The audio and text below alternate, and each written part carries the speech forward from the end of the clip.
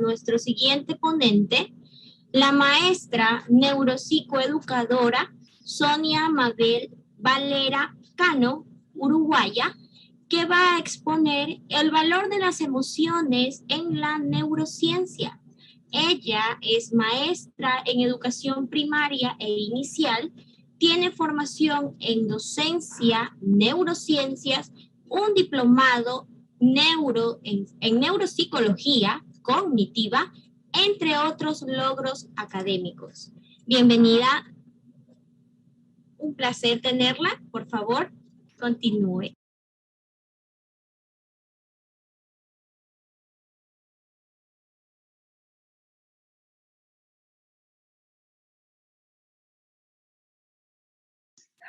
Hola, buenas tardes. ¿Me escuchan? Sí, se escucha, se escucha. Bien, bueno, buenas tardes para todos y bienvenidos. Un placer encontrarnos en esta ocasión.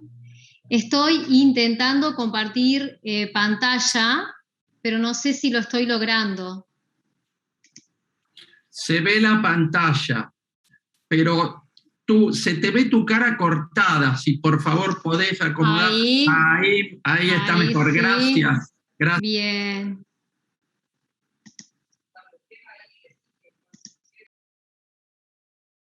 Bueno, en mis presentaciones siempre trato de usar mucho el humor.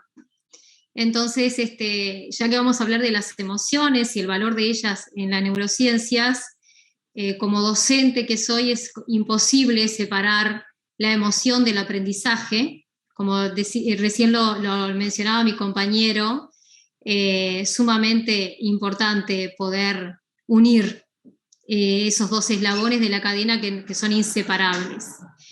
Y acá comienzo con un mensaje que dice que la única manera de cambiar la mente de alguien es conectar con ella a través del corazón. Sabemos que hoy la neurociencia le da un papel fundamental a todo lo que son las emociones en nuestro cerebro, porque influyen absolutamente en nosotros, en nuestro actuar, en nuestra vida cotidiana.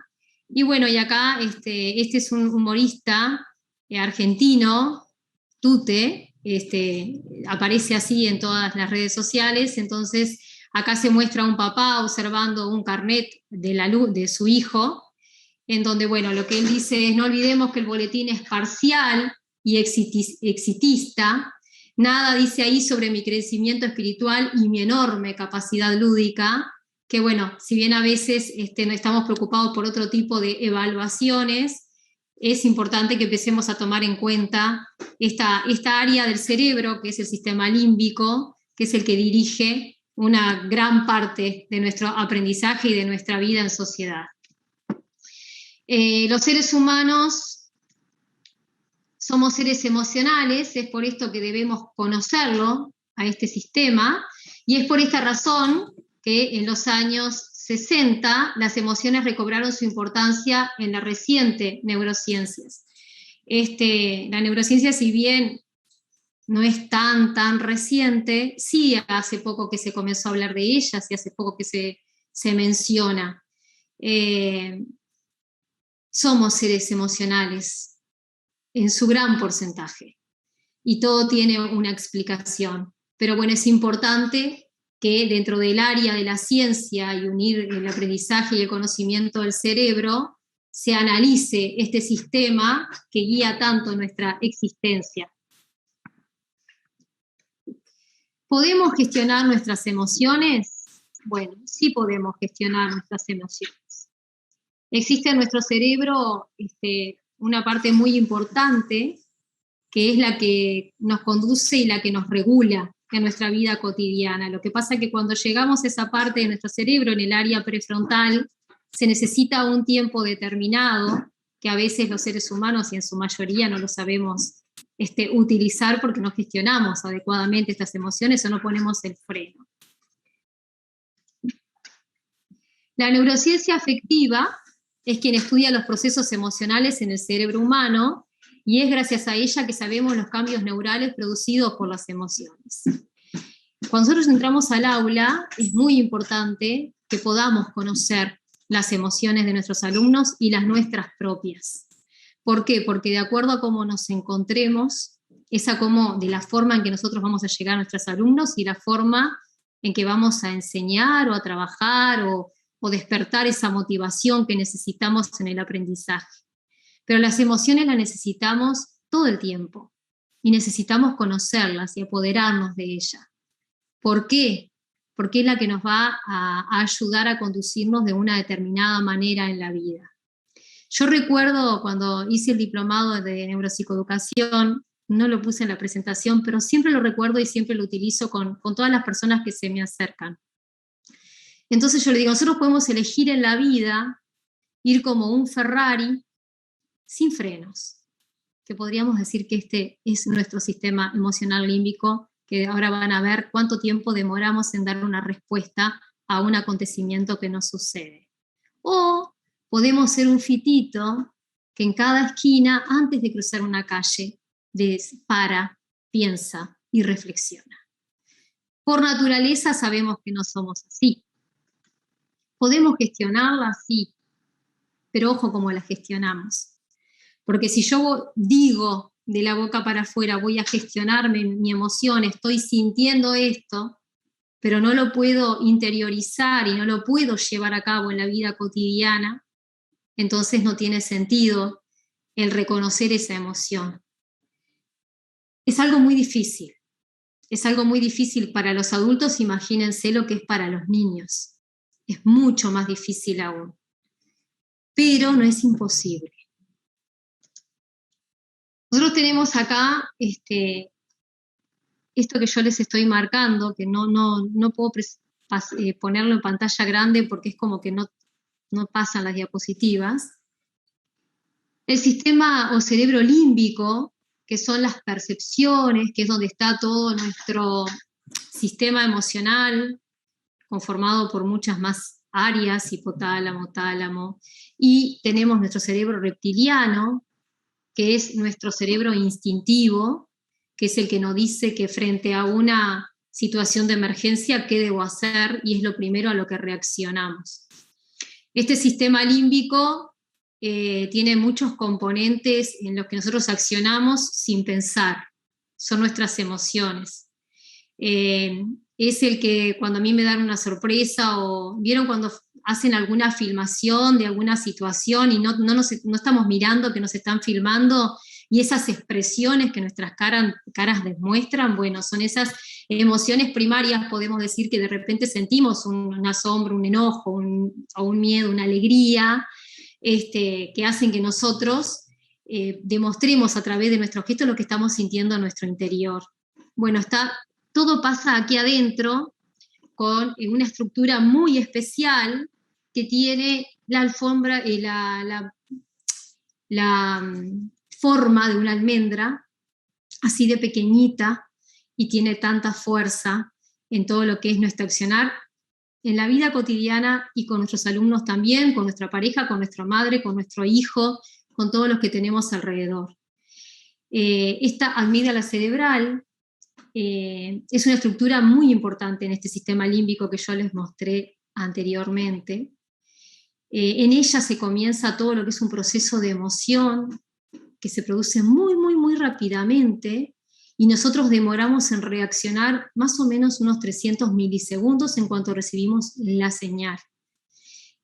Por eso es que a veces decimos, ay, mirá, qué impulsivo, no pensó, mirá lo que dijo, mirá. Bueno, es porque primero está reaccionando esta parte cerebral antes de poder llegar a hacer todo ese tránsito que se necesita para poder usar lo que nosotros le llamaríamos el raciocinio, el pensar, la razón. Cuando nosotros nos enojamos, cuando lloramos, cuando sentimos asco por algo que no nos gusta, cuando nos reímos, todas esas respuestas comienzan en el sistema límbico. Y eso es muy importante que nosotros sepamos que comienza ahí y que que tomemos conciencia para poder transformar esos impulsos tan rapidito, que demoran tan poquito tiempo, y que podamos llegar a nuestra área prefrontal y podemos regular esas emociones. Yo acá les puse una imagen y les quería pedir que ustedes imaginaran que van caminando por un bosque y que en unas décimas de segundo ustedes escuchen un ruidito entre las ramas, y cuando miran ven algo detrás. Antes de que ustedes puedan pensar qué hay detrás, ya su sistema límbico reaccionó. Es como esta amígdala es como un botón de emergencia que nosotros tenemos. Se despierta nuestro cerebro por sí solo, y nosotros tenemos varias opciones acá. Nosotros podemos sentir miedo y salir corriendo, quedar paralizados y decir no me muevo, mirá lo que puede ser, capaz que es una serpiente, o capaz que es un oso que está escondido, no sé, depende de donde estemos caminando, o que directamente vaya detrás de esa rama y me saque la duda y me saque ese temor que de repente se puede haber despertado en ese momento. El tema es que es muy difícil poder hacer ese proceso mental para poder actuar de acuerdo a lo que yo pensé, o razonando exactamente qué puede ser, y sin embargo, la mayoría de los seres humanos no nos tomamos ese tiempo porque nuestro cerebro no se lo toma, actúa, ¿verdad? ¿Qué podemos sentir nosotros? ¿Qué pasa con nuestras emociones? Estas caritas que yo les estoy mostrando acá, en cada uno de ustedes puede despertar diferentes emociones. Porque cuando nosotros vemos algo, nuestro sistema límbico responde instantáneamente. Y acá me quiero detener un poquito, y me gustó esta imagen, porque dice qué tanto influyen las emociones en el aula. Influyen mucho.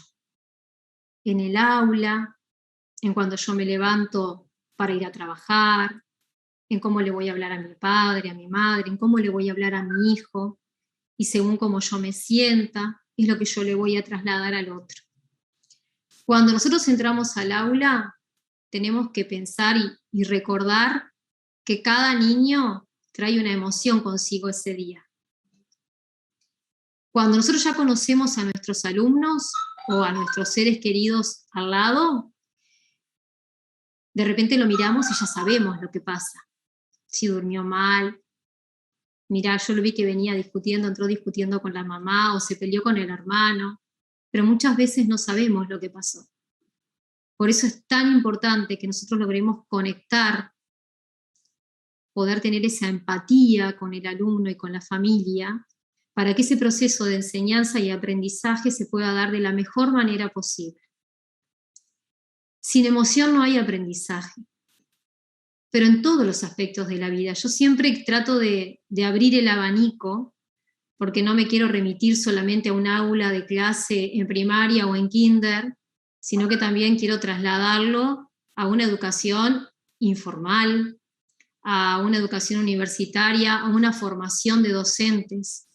Todos necesitamos que quienes nos rodean puedan entendernos, que ese día nosotros tenemos alguna emoción que va a predominar sobre la otra, porque no tenemos una emoción sola. Ya sabemos que durante el día tenemos como un pico de emociones, y que son, hoy en día, y capaz que coinciden conmigo mis compañeros, cada vez más ese dispare de emociones que hay, tan como ciclotímicas, que estoy alegre, que estoy feliz, que estoy triste, que voy, es tan rápido como sucede todo, son tantas las influencias que cada uno tiene, que a veces nos olvidamos de poder mirar un poquito para adentro y mirar al otro.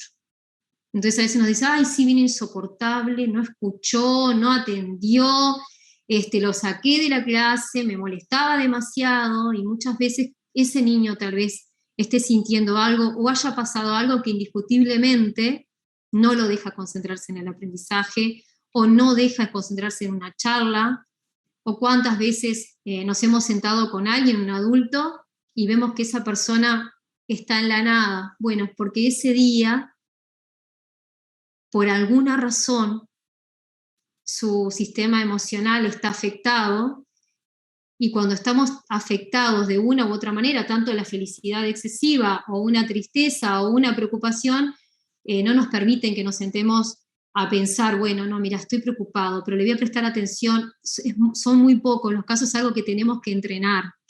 Acá en Uruguay hay un psiquiatra de niños y adolescentes muy reconocido, que además ha escrito varios libros, se llama Ariel Gold, y él siempre dice que todos los docentes y todas las personas deberíamos estar neuropsicoeducadas. Yo siempre digo, bueno, aunque con que estemos algunos, capaz que podemos hacer un cambio en el mundo.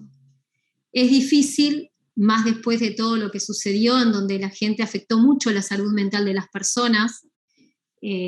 También creo que toda la afectación mental todavía no se está viendo tan como pensamos que pudo haber sido, pero ojalá que hayamos muchos docentes y muchos educadores que estemos neuropsicoeducados para poder contener eso, y ojalá que haya personas que nos puedan contener a nosotros, porque el rol social del educador cambió, y en este rol social de que nosotros cambiamos, influyen mucho las emociones. Por eso es que la neurociencia y la neurociencia afectiva está analizando tanto y está tratando de dar estrategias y herramientas para que las podamos gestionar. Pero no solo los niños tenemos emociones encontradas al llegar al aula, los docentes también.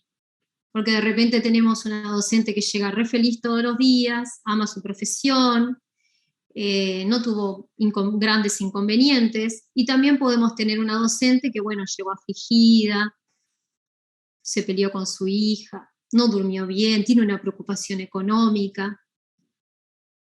Ese día, yo siempre les pido a mis maestras que el día que estén mal, que por supuesto que pueden estar mal porque somos seres humanos.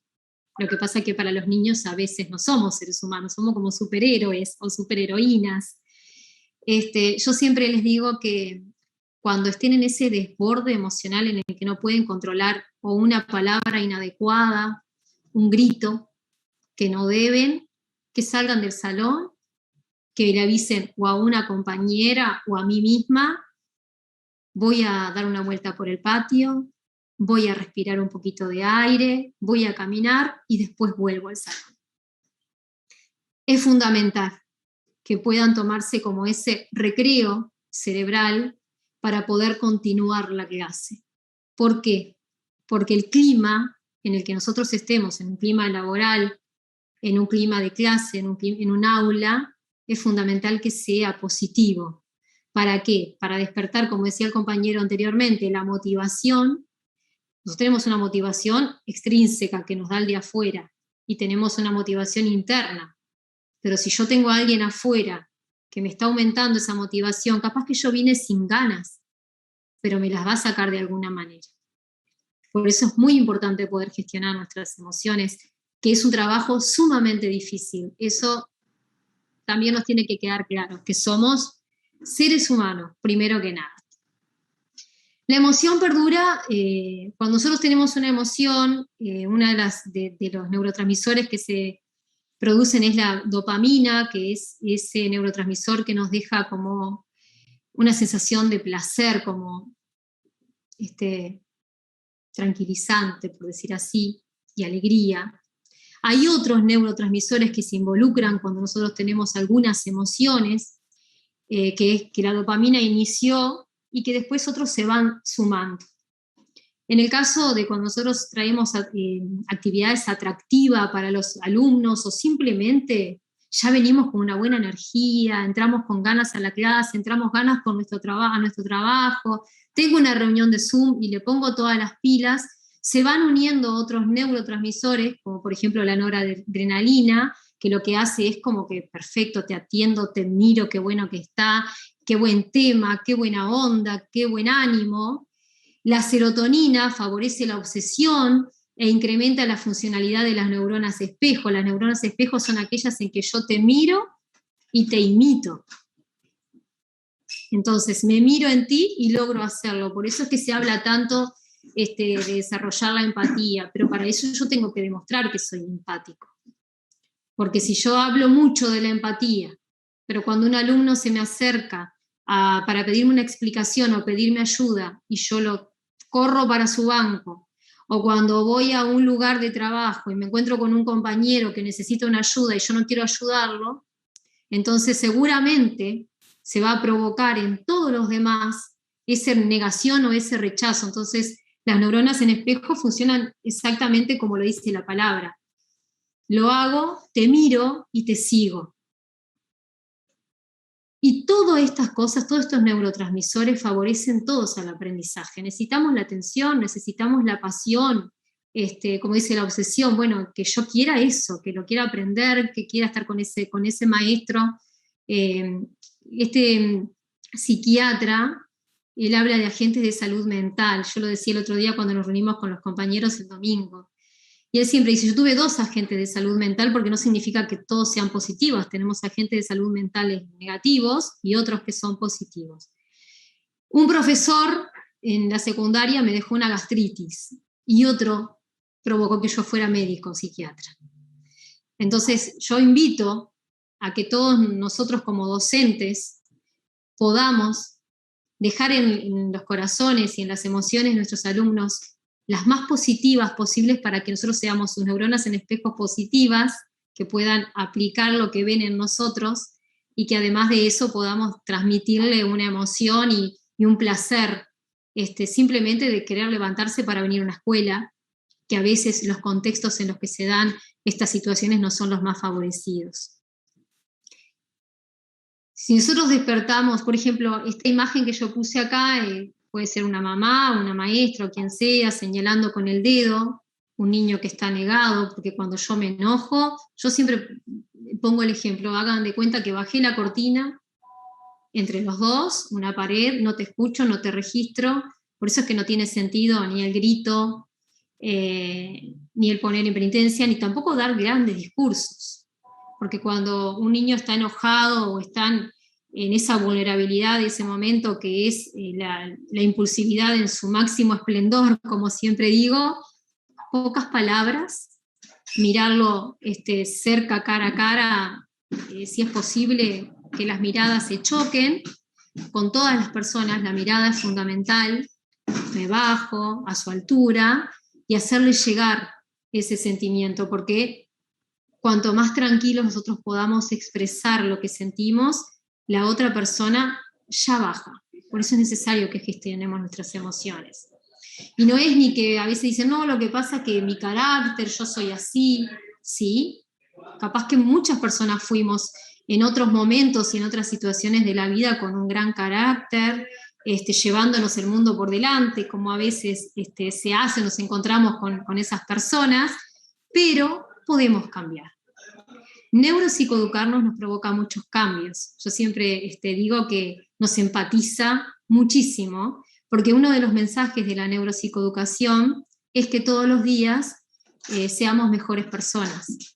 Y bueno, y eso es como que te lo van grabando, indiscutiblemente es como que ya hay un objetivo, y uno va como aprendiendo a escuchar, que a veces es una debilidad que nosotros tenemos en nuestra época.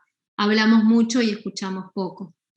Y entonces es algo que debemos practicar en el aula, con los alumnos, pero también con las personas que nos rodean. Entender las emociones es fundamental en los procesos sociales. Facundo Manes, que es un neurocientífico argentino, él siempre dice que no nos aislemos, porque necesitamos encontrarnos con otros. La pandemia nos aisló mucho. Si bien está el Zoom, hay otras formas de videoconferencia, creo que coincidimos un poco todos en que necesitamos el contacto con el ser humano, no importa la edad. Algunos dicen, no, porque para los niños de kinder el Zoom está bien. Yo creo que el contacto, y como esa foto que yo puse al lado de esos jóvenes tocándose, poniéndose una mano en el hombro, es necesaria y es fundamental. ¿Qué pasa cuando nosotros nos sentamos con una persona que nos habla, que nos aconseja, que nos escucha? El cerebro recibe un mensaje que fortalece al cerebro. Es como que vieron cuando a veces uno está muy enojado, les debe de haber pasado que están en situaciones que viene una persona y grita o lo escucha en otra parte, y cuando la otra parte va a otro nivel, escucha, habla en voz baja, la otra persona empieza como a bajar. ¿Qué pasa acá? La persona que baja es la que está gestionando sus emociones. Debe de estar pensando muchas cosas cómo hacer para gestionarlas, tal vez. pero lo está logrando. La otra persona está viendo que con su agresividad o con su impulso, con su grito, no está logrando lo que desea. Porque muchas veces cuando una persona se enoja, la otra también se enoja y terminan enfrentados. Cuando uno no lo logra, es indiscutible que la otra persona va a bajar al nivel del otro compañero o del hijo o del padre, porque acá hablamos un poco de las emociones en general, si bien estamos focalizándonos en la educación. Todos los días nos educamos y en todos los contextos, eso tampoco lo podemos olvidar. Por eso es muy importante que nosotros podamos no solo tratar bien adentro de un aula, es importante que nosotros nos tratemos bien afuera y que le hablemos bien al otro, siempre. Los resultados son mayores y nuestro cerebro responde mejor también. Porque además es muy lindo, imagínense ustedes, cuando ustedes van por la calle y cruzarse con una persona que de la nada les sonríe.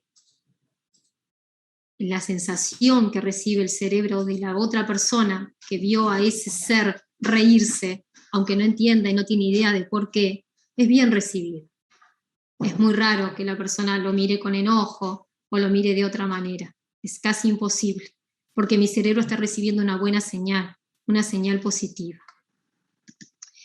¿Qué le sucede a nuestro cerebro cuando nos enojamos? Sí, es imposible.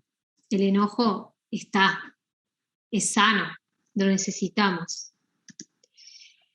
Cuando nosotros nos enojamos, el cerebro libera adrenalina, se da de forma inmediata. Hay gente personas que quedan coloradas, hay personas que lloran simplemente porque están con mucha bronca, con mucho enojo. Y cuando nosotros estamos enojados, generalmente lo que le pasa a nuestro cerebro es que anulamos la parte más lógica y congruente, y lo que hacemos es, empezamos a respirar mucho más rápido, nuestro corazón se acelera, y ya es como que algo pasa. Nuestro cuerpo cambió, nuestro cerebro mandó órdenes de que ya no estoy bien, estoy recibiendo algo negativo en mi cerebro, y lo único que estoy provocando es un malestar en mí. ¿Vieron cuando ese dicho que dicen, ay, bueno, si te enojas, peor para vos? Sos vos el que te tenés que desenojar. Claro, porque en mi cuerpo pasaron muchas cosas. Comenzaron en mi cerebro, pero pasaron muchas cosas. Siempre el cerebro es instintivo, lo que quiere es la supervivencia, somos seres humanos que lo que buscamos en primer lugar es sobrevivir, y está preparado para una lucha, para una huida, para paralizarnos. Y cuando nosotros estamos en una situación o de enojo, que pensamos que tal vez esa situación nos puede enojar, lo que se hace es como activar la memoria a nuestro cerebro.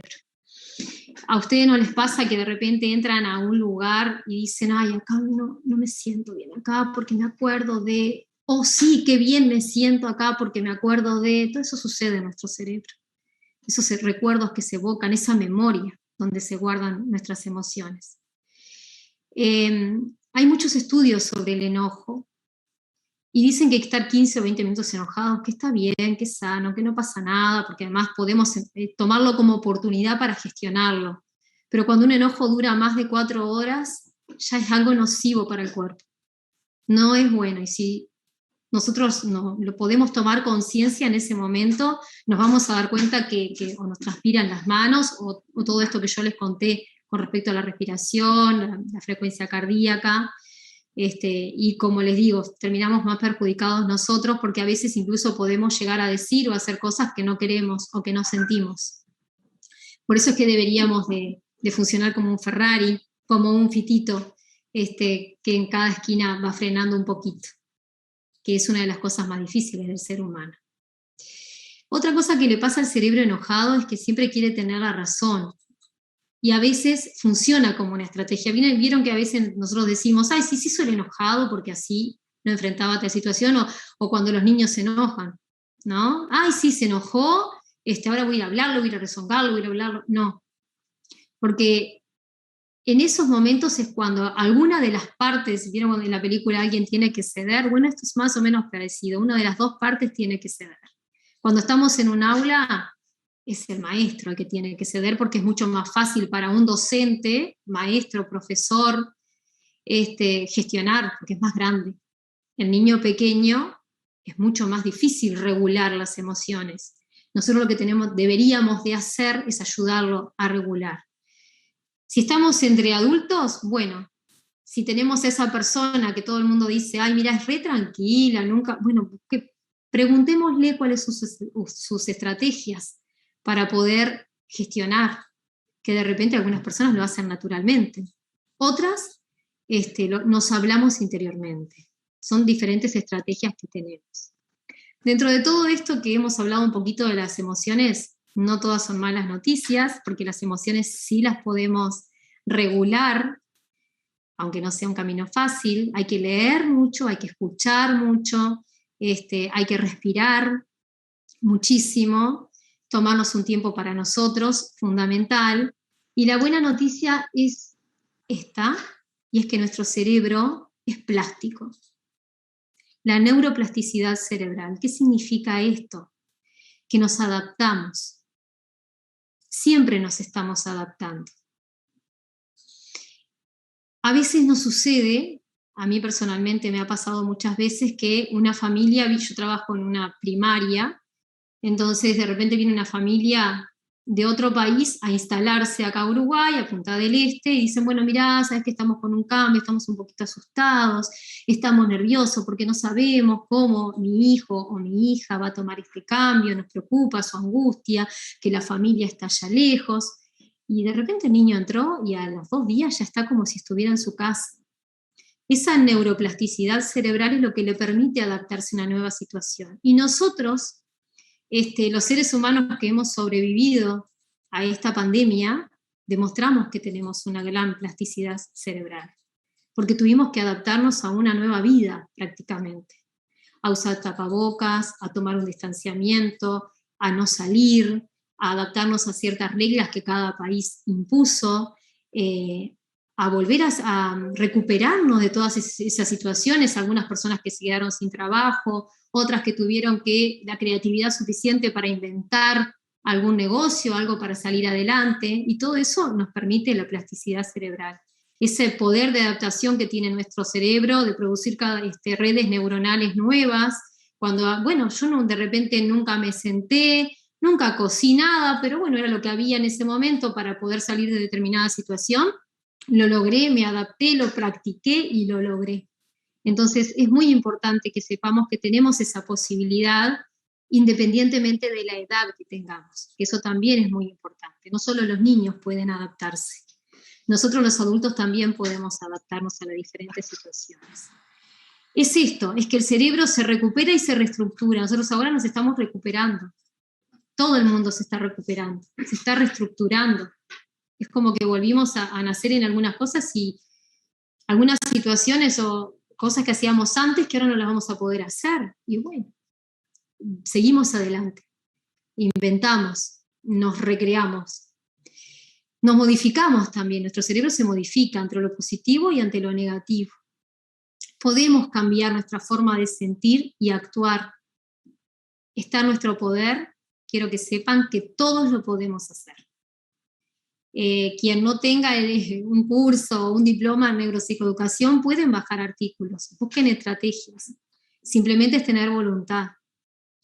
Yo ahí puse 3 letras, las menciona un psicólogo español, Cooper, es psicología positiva, y dice que los seres humanos estamos hechos de 3 letritas. Uno es el conocimiento, otro es la habilidad y otro es la actitud. El conocimiento tiene un porcentaje porque todos debemos de tener un conocimiento sobre lo que vamos a hacer, lo que vamos a trabajar, lo que vamos a emprender, sobre el tema que sea. Lo otro es la habilidad, tenemos que ser habilidosos en lo que nosotros deseamos hacer o el trabajo que querramos hacer o la actividad que vamos a elaborar. Pero se le da un gran porcentaje del éxito del ser humano a la actitud. No basta con el conocimiento y la habilidad si no se tiene actitud y constancia. ¿Vieron esa plantita que renace entre las piedras y bueno, es como un buen símbolo de lo que es la resiliencia. Yo creo que en cierto modo todos los que estamos acá somos resilientes. El mundo se tuvo que convertir en resiliente. Nos pusieron frente a una situación que no sabíamos ni para dónde agarrar al principio. Y sin embargo, seguimos adelante, el mundo se está volviendo a recuperar. Bueno, hemos estado siendo resilientes, algunos con más actitud, otros con menos, pero eso no es para juzgarlo, sino que es para intentar ayudar al que no puede hacerlo. Porque hay muchas personas que tienen muchísimo conocimiento, muchísimas habilidades, pero si tú no tienes actitud, si tú no insistes, si no te esfuerzas, si no eres constante, es muy difícil que logres el objetivo. ¿Cómo puedo yo mejorar mis emociones para tener una mayor calidad de vida? Porque realmente las emociones nos pueden dar una buena calidad de vida. Es que cuando nosotros estemos afligidos, por ejemplo, por un tema, siempre a mí me han dicho muchas veces, tú no te preocupes, tú ocúpate del problema. Porque la preocupación es como un rollito de hilo que es como infinito. Si nosotros nos ocupamos, el resultado va a ser más rápido y seguramente nuestro cerebro pueda disfrutar más. Si estamos muy afligidos por algún tema que todavía no le encontramos la solución, tenemos que desviar la atención, buscando algo que nos dé placer. Cualquier cosa, un ejercicio físico, salir a conversar con una amiga, ir a visitar a mi madre que no la fui a visitar, pero salgan de ese momento que los aflige. No se encierren, no se aíslen, dice Facundo Manes. Estemos atentos a lo que sentimos, es lo más difícil. Porque yo puedo decir que estoy enojado, que estoy feliz, que estoy contento, que tengo miedo, que estoy asustado, pero detenerme a sentir realmente con todo mi cuerpo esa emoción es muy difícil, porque además en estos tiempos los seres humanos volamos un poquito más de lo normal. Somos muy rápidos, el tiempo es como que va atrás de nosotros. Como si un reloj nos persiguiera. No quedarnos con una sola percepción y estar abiertos, buscarle varias soluciones a un problema. No lo pude solucionar, no puedo, y se los dice una persona que ha estudiado mucho todo lo que es neuropsicoeducación y sin embargo me he encontrado en esa situación también. No puedo, no, esto no tiene vuelta, no tiene solución, y siempre hay una solución. Lo que pasa es que a veces nos encerramos en una solución y no podemos ver el abanico que hay.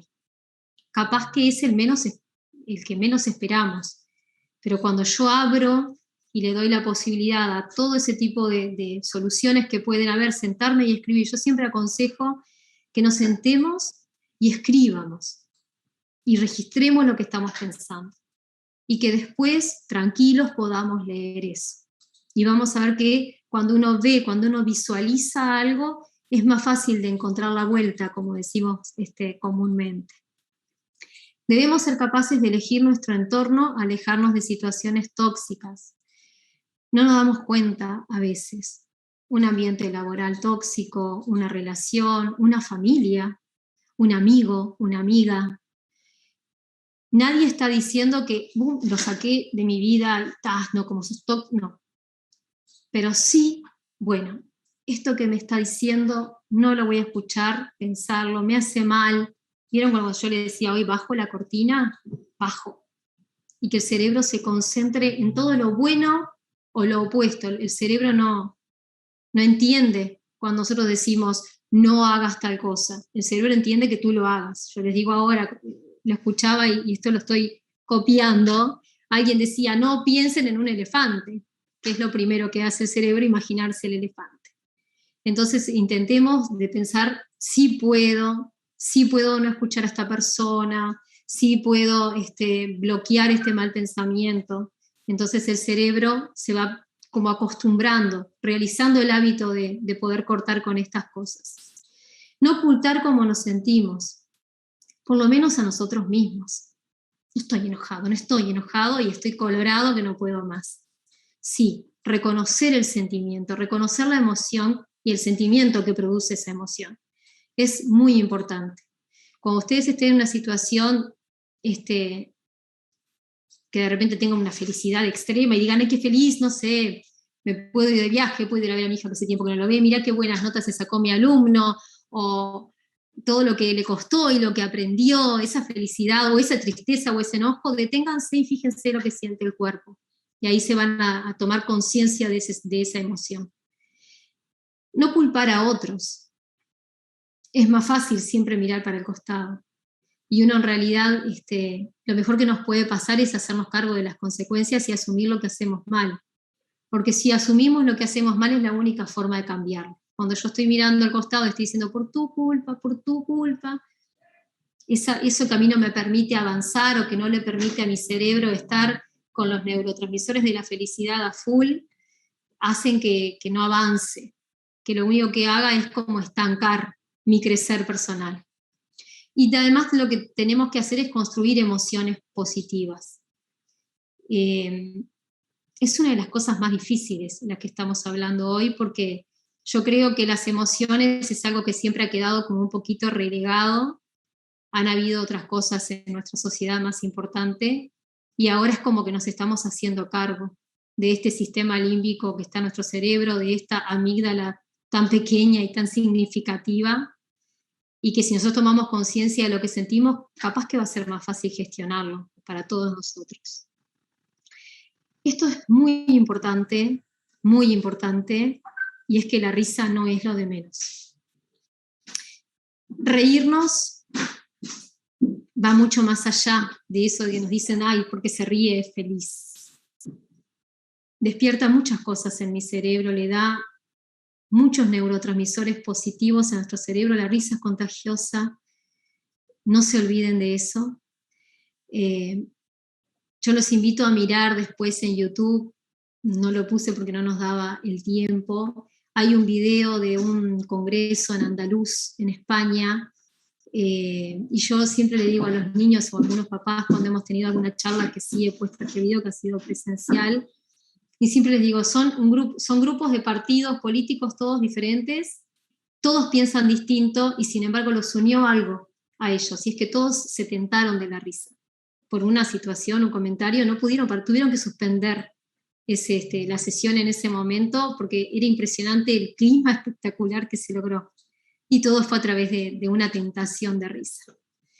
Hay estudios que se han realizado en Estados Unidos que dice que cuando una pareja se ríe y cuando una pareja comparte momentos de grandes felicidades en la vida cotidiana, de reírse de chistes, de compartir esos gustos, perduran más en el tiempo, se sienten más cómplices, que no es algo menor. Entonces, recuerden que la risa no es lo de menos. Esta frase me encantó, que dice, si oyes una voz dentro de ti diciéndote no sabes pintar, pinta, faltaría más, y la voz se callará. Esto nos habla de una motivación interna.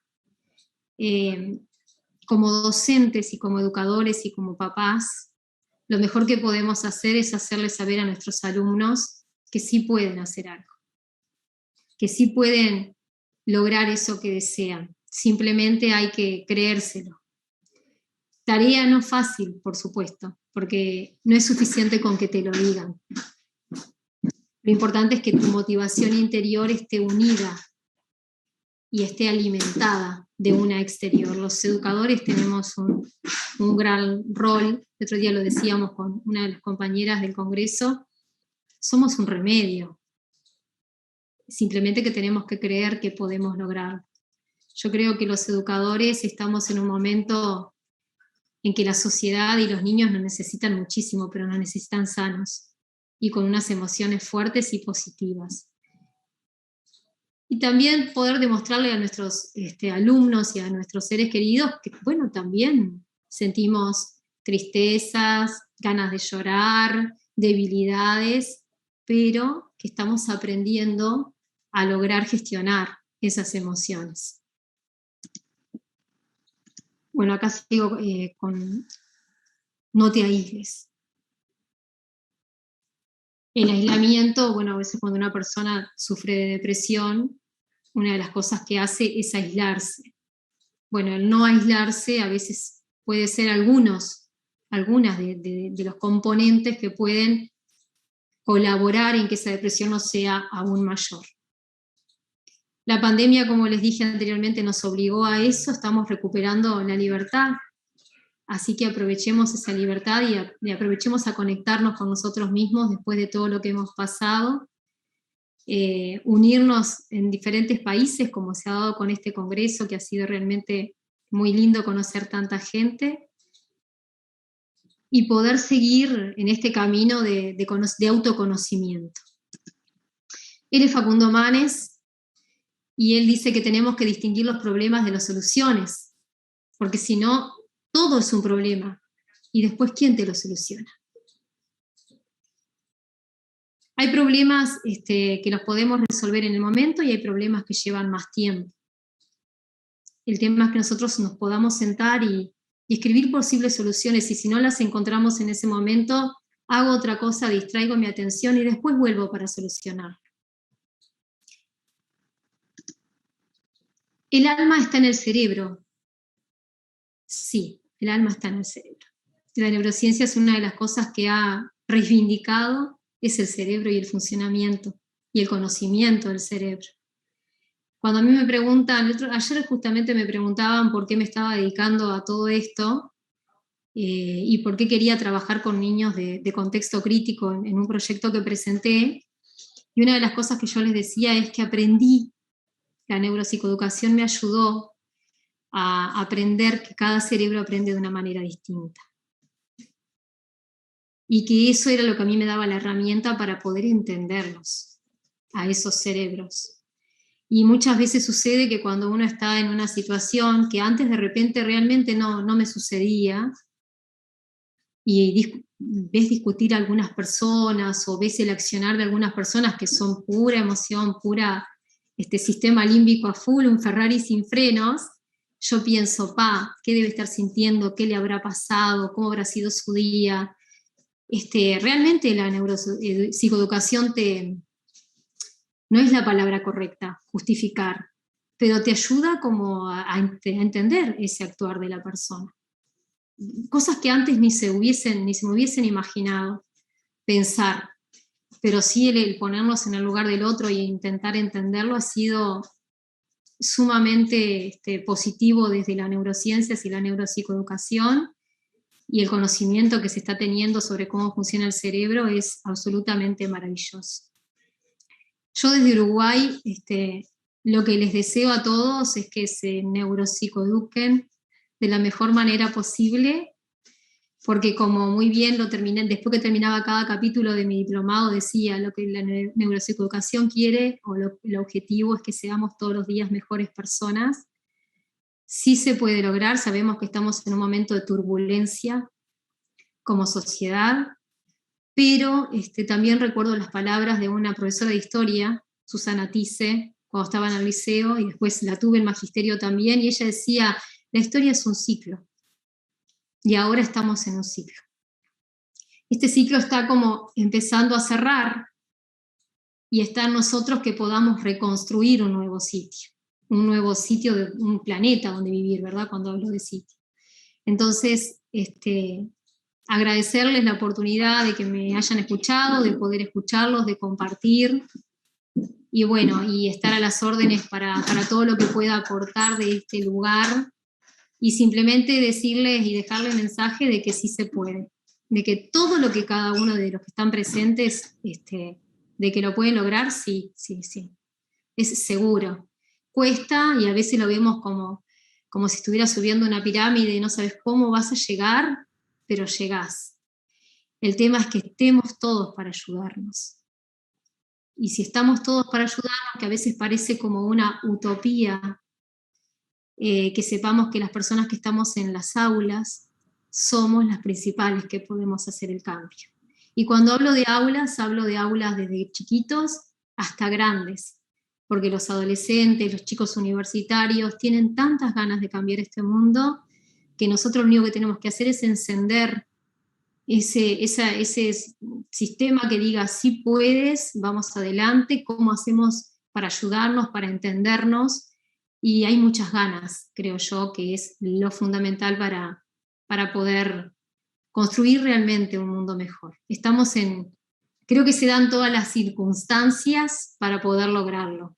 Así que nada, yo agradecerles y bueno, si tienen alguna pregunta, yo hace 25 años que soy maestra, soy directora de un colegio, pero amo el aula. Y siempre le digo a mis alumnos que cuando me jubile vuelvo al aula, creo que voy a volver antes igual, pero nada, decirles eso, que podemos gestionar nuestras emociones, que tomemos conciencia de ellas y que realmente se puede construir un mundo mejor desde la neuroeducación, neurodidáctica, neurociencias y todo lo que sea conocer al otro en su funcionamiento. Muchísimas gracias, maestra, por esta charla realmente muy, muy importante, ya que las emociones son los que nos forman y nos diferencian a cada uno de los seres humanos. Tengo aquí algunos mensajes, felicitándola por esta hermosa charla, un tema realmente importante, muy importante también que lo que es, pues, ¿no? El mantener un clima laboral lleno de emociones positivas, apoyo entre cada uno de los docentes, porque es fundamental el hecho de que si nosotros estamos bien, lo vamos a transmitir. Y tengo una consulta, ¿verdad? Sí. ¿Cómo podemos motivar por medio de la murga uruguaya la neuroeducación de los niños en primaria e inicial? Bueno, mira, yo creo que una de las pendientes que tiene la educación uruguaya es modificar la formación docente. Cuando eso se logre, que realmente estoy tratando de mover por todos lados para que eso se logre, va a haber un cambio en los nuevos formadores. Mientras tanto, hay lugares donde capacitarnos sobre neuroeducación. En Uruguay, por ejemplo, Ariel Gol es una de las personas que yo hice un curso hace poquito con él, pero ¿sabes cómo? Leyendo a todos los neurocientíficos, tratando de entender cómo funciona el cerebro, desarrollando la empatía, dejando de preocuparnos porque nuestros alumnos, porque se mueven mucho, entonces hay que medicarlos, porque no me presta atención, entonces hay que medicarlos. Hay muchas estrategias para esto. Cuando tú como docente, tanto en inicial como soy maestra, puedo hablar con propiedad porque he trabajado en primaria y he trabajado en inicial también. Cuando tú llegas, cuando tú esperas a ese alumno con un abrazo, con una palabra de cariño, si al niño no le sale algo, tú te acercas, le tocas el hombro y le dices yo te ayudo, tú lo estás neuropsicoeducando.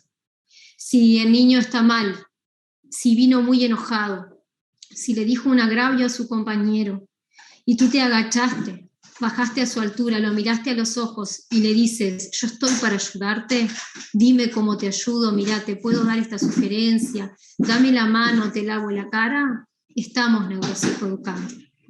Es lo que necesitan muchos niños en Uruguay y en muchas partes del mundo.